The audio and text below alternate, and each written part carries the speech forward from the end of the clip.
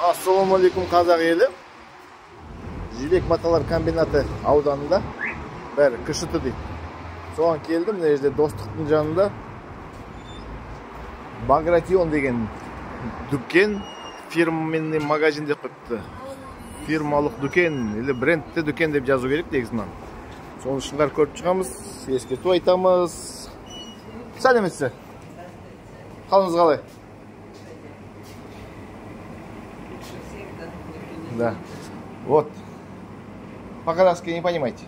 Можно сказать нет. Ладно. Вот смотрите.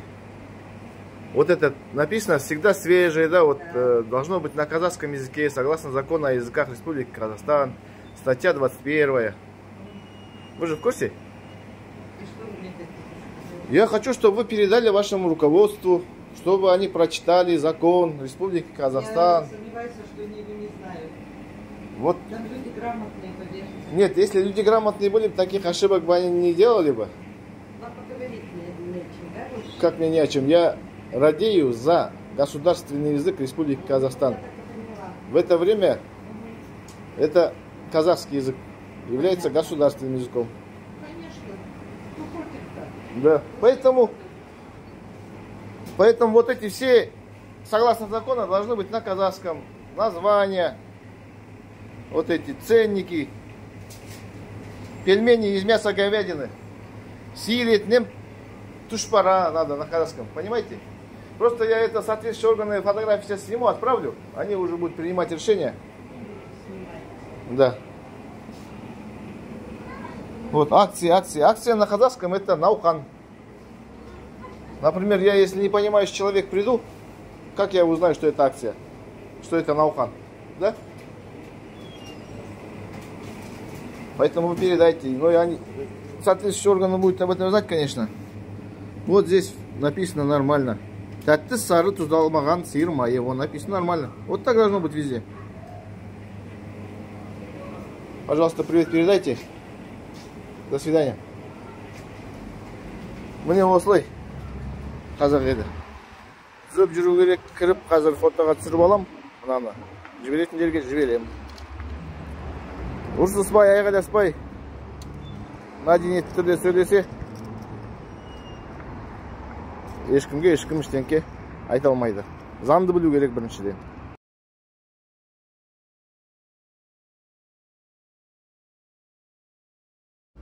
Тағы да ассаламу алейкум. Жәнегі жазған бейне жазбама қосымша айта кетер сөзім бар еді. Айтады ғой, тамшы жиналса көл болады деп.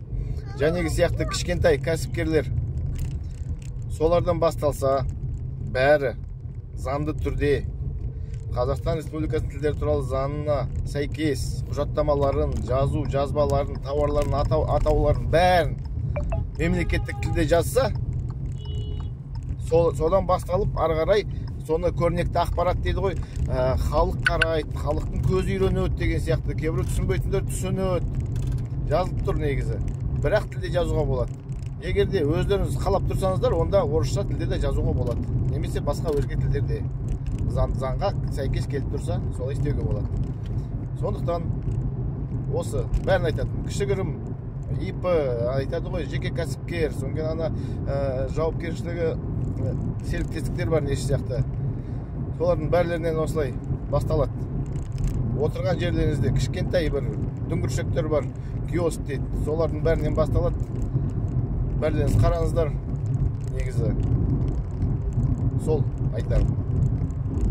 Өкімет деп өкіметке пәлен жауап бергенді қойыңыздар. Өкімет заңның бәрін беріп отыр. Сол заңды қолдайтын халық керек.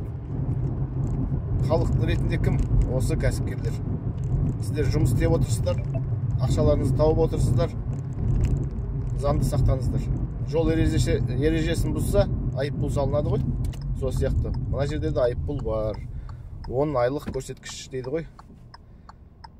Сонан абайлаңыздар. Сақтаңыздар.